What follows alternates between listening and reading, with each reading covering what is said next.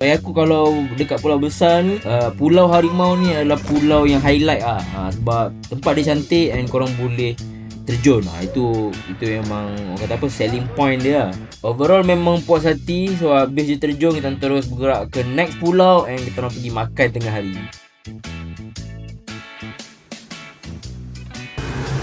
Macam berlabur kat sini guys. Makan sini ke?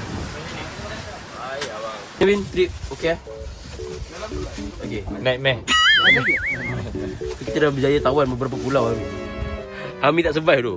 Dia tak nak makan tengah hari lah. Tak boleh lah. Tak boleh teruskan. Jangan aku. Baru malam dunia dia. Aduh. Tunjuk sikit makanan ni. Hari ni kita makan special lah. Apa yang masak? Saya masak lah. Mana kata Simti, tahu kan kalau ayam gulai kan? Ayam gulai apa yang masak merah? Sambal. Syangkan kau tak makan sambal ni. sayur. Ni makan Min. Kau nak makan dalam laut ke? Tak pernah. Kalau makan dalam laut boleh tak? Air